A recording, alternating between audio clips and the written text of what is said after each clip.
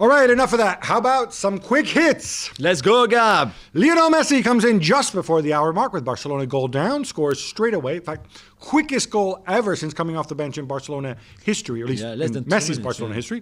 And Barca eventually win 3-2. Jules, that simple. Put the guy who's really good at football on and you know. Yeah, well, yeah, but no. Yeah, of course it helped because they were so dreadful until he came on, and they were 1-0 down, by the way, and deservedly so. And he started without Pedri and Messi. And De Jong, who also were rested. I mean, they play 120 minutes, obviously, on Wednesday in the Copa del Rey, so you can understand the rotation and all of that, but they were really bad.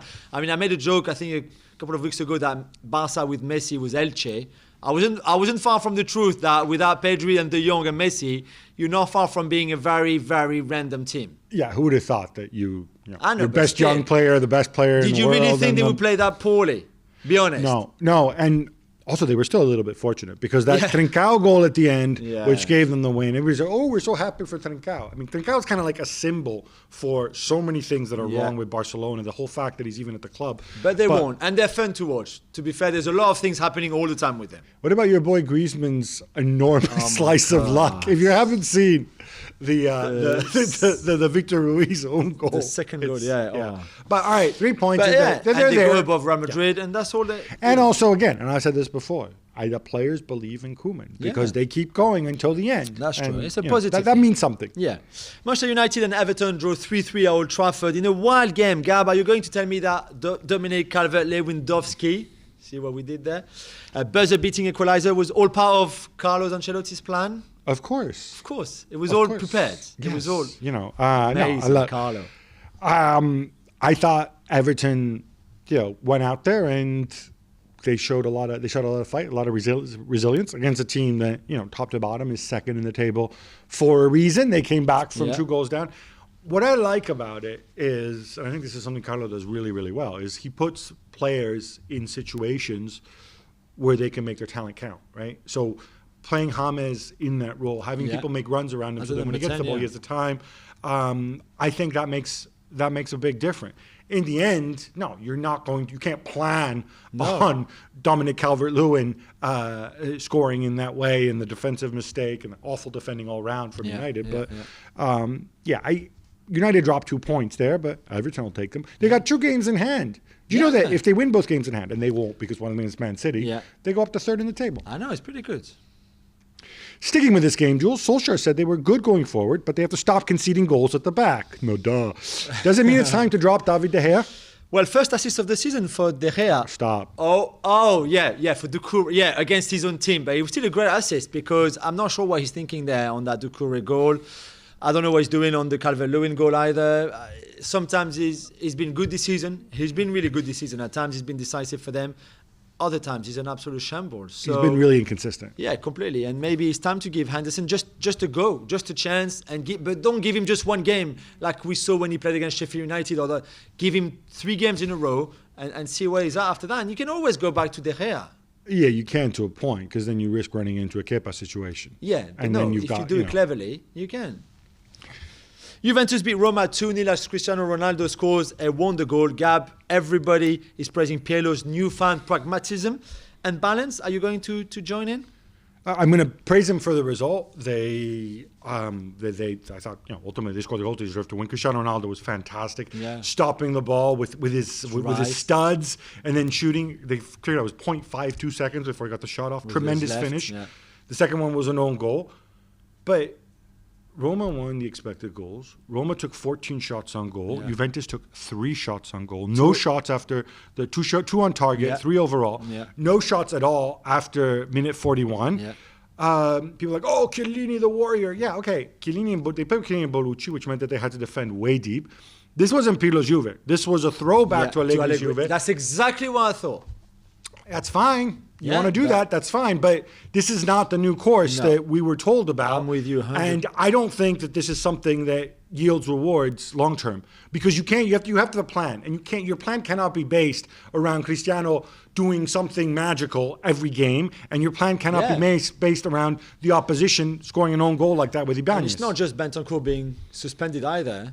Because I just think Roma are much better playing sides than Juve are currently. And maybe this is what they would be at some point under Pirlo, but not now.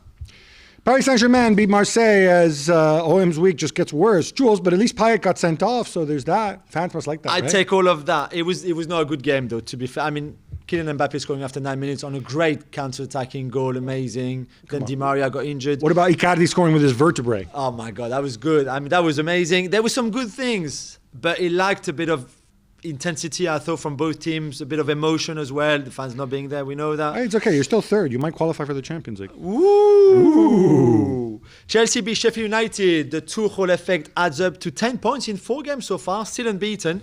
Is this making Lampard's tenure look worse? Yeah, I won't quite go there. They were not that great against Sheffield. They weren't that great. Sheffield United have been playing really, really well, but still Sheffield United. He's making some big calls. He's giving everybody a shot. Let's see where it is. I am not going to judge Tuchel until we get some actual consistency in the lineup and we realize who he likes, what he doesn't like. Borussia Dortmund lose again 2-1 against Freiburg. Jules, at this rate, they need to start worrying about being in the Champions League next year. Big time. They're 6. They're 6 in the table. And right now, you see them play.